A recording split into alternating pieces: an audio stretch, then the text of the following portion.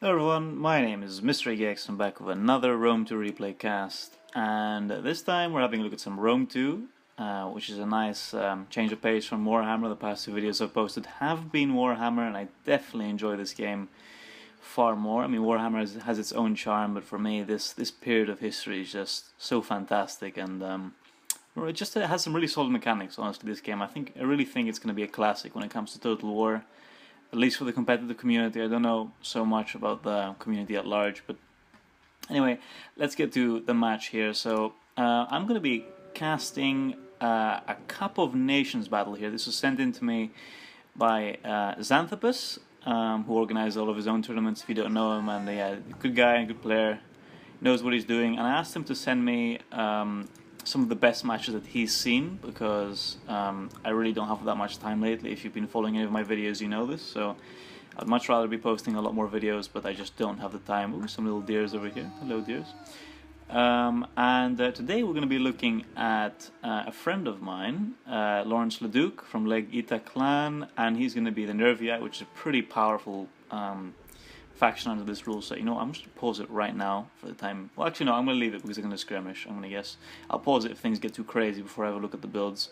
And he's going to be versing, a VM player. Oh, what's his name? Ooh. I can't remember. He's going to be versing a VM player that as you can probably tell, I do not know. And yeah, so Lawrence is going to be the Nervii, and the VM player is going to be the Egyptian Kingdom. And I actually like this matchup quite a bit because, you know, the Nervii are not the most powerful barbarian faction, but if you don't know the rules, let me quickly give you them. So you have max 4 same, which is pretty standard for a tournament. I mean, you don't really go above that except in casual matches. But interestingly, you have max 5 melee infantry, which it is meant to give more power to other factions so that you don't see barbarian and Roman sword spam ruling the day, essentially. But I don't feel it actually works in practice, because what you see essentially is just barbarian factions bringing the maximum amount of Oathsworn, so 3 or 4 Oathsworn at least, and they don't really bother with melee infantry. They bring like 1 or 2 Celtic Warriors, and they just spam the old Levy Freeman here, the classics, with their javelins. But actually, under this rule set, they're not allowed to throw their javelins, but still a very useful unit to block charges. And we have the rest of the rules are pretty classic, other than the fact that you have 11 infantry max as well. So max 4 same, max 5 melee, max 11 infantry. So it's a pretty tough rule set. It's actually quite interesting, and I've been helping some clanmates build some armies to help them in the tournament a little bit with this rule set. And I have to say, it's not that easy. You get a lot of armies of 16 or 17 units. You don't get the full 20. But let's have a quick look at the builds over here before we start. This match looks like it's going to begin quite quickly. So we see the Spear Brothers here, 2 Levy Freeman, another Spear Brother, 3 Celtic Warriors, Celtic Slingers, 3 Celtic Slingers, Celtic Youth here. Interesting choice. 3 Celtic Youths. Actually, that does make sense, because we are going to see from the Thracian player, generally speaking, you'd expect to see a lot of low armor units, so this is definitely a wise decision. Plus the fact that you can't bring much infantry means that bringing skirmish is a good idea. To fill up slots, so I do like that idea. We have 4 Mighty Horse here, as you'd expect here, and let's see the Oathsworn. 1, 2, 3, 4 Oathsworn, as I predicted. Wow, I'm a soothsayer of sorts. And we have from the Thracian player 2 Thracian Horsemen, Thracian Royal Cavalry, an interesting pick. I know these are popular among a lot of competitive players, not so popular amongst others. I'm not a huge fan. I think they're a little bit overpriced for what you get. They're still fun to bring though, and I do bring them. We have 3 Thracian Cavalry here, so not a pretty sizable cavalry contingent from the Thracian player, which you'd expect under this rule set.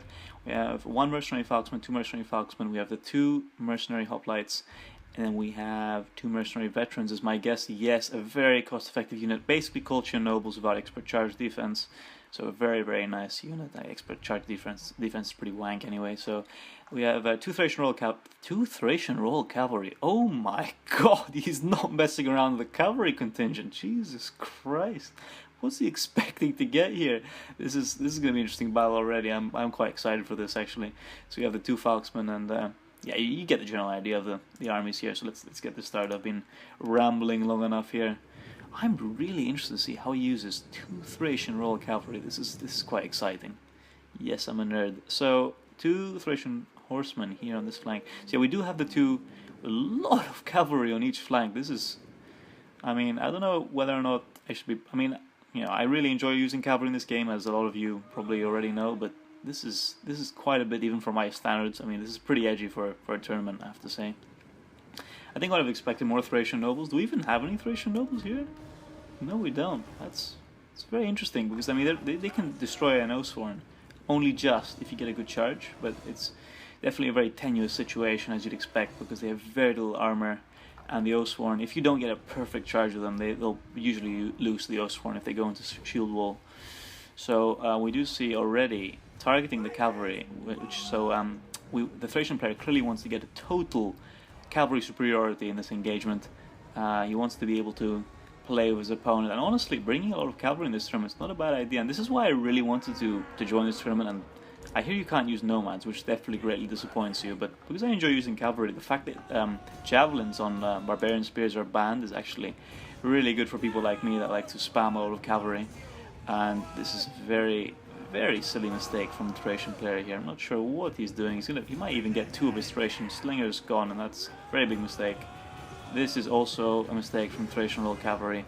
I'm sorry, but taking that javelin toss from that elite infantry and the charge from the Oathsworn, even if the Oathsworn get knocked over, because they're very heavy, some of them stay where they are, and they actually do impart some of their charge bonus. Don't tell me you can get into a 3rd slinger here. That would be very disappointing. If that's a 3rd slinger, it's not good. And wow, is that? Oh, with Thracian horsemen are getting to the Celtic Youths. That's not much of a loss here, though. Oh, and we see Thracian Royal Cavalry getting into the Mighty Horse here. They're going to clean up this Mighty Horse. It's not going to last very long. But that Thracian Royal Cavalry charging into the Oathsworn, I think it was a bit premature. And the job that he did here, yes, it got rid of HP, and it's going to make these Oathsworn more susceptible to charges from these Mercenary Veteran Hoplites and these Falksmen, and I definitely understand that logic. But in my opinion, I think he should have used a cheaper unit to block the charge of that Oathsworn, and really, Thracian Royal Cavalry is such an expensive unit. You really should be saving that cavalry for late game and taking in mind the meta of this tournament, or the meta that in my mind would form. You'd want to use your cheaper cavalry to absorb the few javelins your opponents have, rather than using your very expensive cavalry to contend with a full-on charge from an Oathsworn. I just don't think that was a wise decision there, and it could really make him suffer later in the game. We're going to see 2 javelin tosses by Levy Freeman. That is not allowed in this tournament, so not sure what's up. I'm still going to cast this, and I'm still going to continue casting, but I'm just saying that's probably a rule break, unless if something specific is going on with this particular battle. I don't know, but that's definitely a rule break there. These Thracian Royal Cavalry. If these are the same ones, which I believe they are, yes, these are the same Thracian Royal Cavalry that ate the Jav Volley. You can see how much damage Jav Volleys do, and they've already lost half their unit. That's about 600 talents they've already lost, plus HP damage. These Mercenary Hoplites got in without getting charged by anything, really, but we do have an Oath. Well, I would expect an Oathsworn in reserve. This is a poor move by LawrencetheDuke. He should be moving this flank to this flank right now so he doesn't get overpowered here. In the rest of the battlefield, this is a mistake. Move, Lawrence, move. Good boy. Okay, so yeah, these Celtic warriors actually didn't get a good charge, so they should probably, the Mercenary Hoplites actually do quite well here. We're going to see these cavalry getting through to the Thracian cavalry, and they're just going to catch them a little bit, but they're going to chicken out at the end of the day. In terms of quality of engagements, I really don't like the fact that the Thracian Royal Cavalry only got 75 kills. This really is not a good enough performance, not a good trade here. And the Thracians lost a lot of their slingers very early in the game, which is another very poor trade here. So definitely not looking very good for the Thracian player here. We also have the 2 Oathsworn to contend with, which have been untouched, which is never fun, untouched or Oathsworn when you're against them. That is 110 kills, not a great performance here. Not sure if they're the one who got charged by the Thracian Royal Cavalry, but if the Thracian player can get through the skirmish, that would be very, very good for him. But he's letting his guys get caught here, which is this is actually pretty poor play here. He really shouldn't have let his Thracian horsemen stay there, Thracian cavalry stay there nearly as long as he has. That's actually not good at all. And we're going to see this Falconsman absolutely destroy this Oathsworn. The Oathsworn doesn't stand a chance there. This Oathsworn is going to be routed off the field with very few kills, but we do see almost 2 chevrons, so that's the reason why we see that is because of the Thracian Royals that charged into them, so they got a lot of experience from those jav tosses that they threw. Ooh, I'm going to see a charge into the Celtic Warriors, but they're kind of spread out like that, and when your units are spread out like that, the damage from cavalry isn't actually that great. I mean, really, if you want to negate your opponent's charge bonus, your opponent's bracing bonus, then it's a good idea when your units are kind of spread out like that to charge them, because they're kind of together but they're not bracing properly. But when your units are like really spread out, just don't charge them, you'll just get tangled up. This is very poor play from the Thracian player. Again, this is quite unacceptable actually, just letting them stay in there. Oof. Did they not get a charge here? No, they got a charge because their kills are going up really quickly, and this is a heavily armored unit. So they did get a charge, but it wasn't a great one. This battle's, I mean, I imagine this is very clearly going to go in the hands of LawrencetheDuke. Honestly, the Thracian player has played this pretty poorly from the very beginning. I was hoping it was going to be a general strategy he was pursuing in bringing that particular build, and I was quite excited to see that, but it seems like he's microed pretty poorly in this game. A poor move by LeDuc over here, though, letting his Celtic Goose getting charged here by the Thracian Royal Cavalry. But they did get a jav toss off, which is definitely going to take some HP damage. Ooh, and LeDuc's he's going to get charged by Mercenary Falconsman if he's not careful. Yes, he is. Ooh, run away, my friend. Right now, LeDuc should take all of his units off skirmish mode, just focus fire this general right now. Running away is not going to save them. Oof, and we're going to see these Thracian slingers being taken off the field as well. Yeah, this is not good for LeDuc. Good thing that he's focusing on the general, though. That's definitely a good idea. But yeah, really, he shouldn't be running away. Just take the charge, because even if you lose a few men, if your men are pointed away, you'll take the attacked in the rear penalty, and then your guys will rout anyway with so little morale. So you might as well just take the charge. And just keep firing, and destroy these Thracian Royal Cavalry. See, this is not gonna get them anything. They're gonna rout anyway. Oof, an Oathsworn's left here, so that's not good. And we have another Oathsworn. Yeah, there's absolutely no way this is going in the hands of the Thracian player. Not sure whether there's 6 minutes left on the clock. We're gonna have to find out. But in my mind, there's absolutely no way the Thracian player is winning this. I don't care how well he uses the Thracian Royal Cavalry, unless if Lawrence basically takes his Oathsworn, turns around and gets charged. That's the only way I can see them winning this. But Lawrence isn't an idiot, so that's not going to happen. Thracian Royal Cavalry, very cool unit, don't get me wrong. They're an awesome unit, but they look awesome, that is, but not necessarily the most cost-effective unit. They have the jav toss, though, which is very useful. Don't get me wrong. Ooh, nice jav toss here from the Oathsworn. Another mistake. Yeah, this whole match, the Thracian player has been massively out-microed by Lawrence. Definitely not his best match.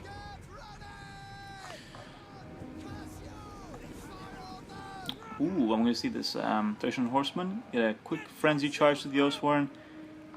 Again, you see when these units are kind of like, not like they're really spread out and they're over a large area, these sorts of charges will get a few kills in the beginning, but they'll just get tangled up with the Oathsworn and they're just going to get eradicated very quickly, as you can see here.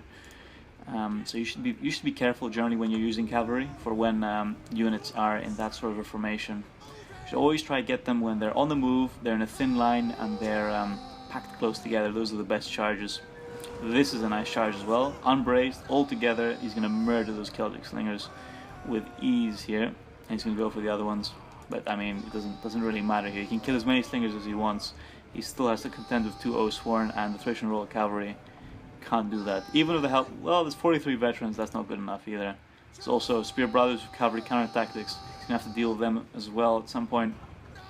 So I'm just gonna fast forward here because there's absolutely no way the Thracian player is winning this.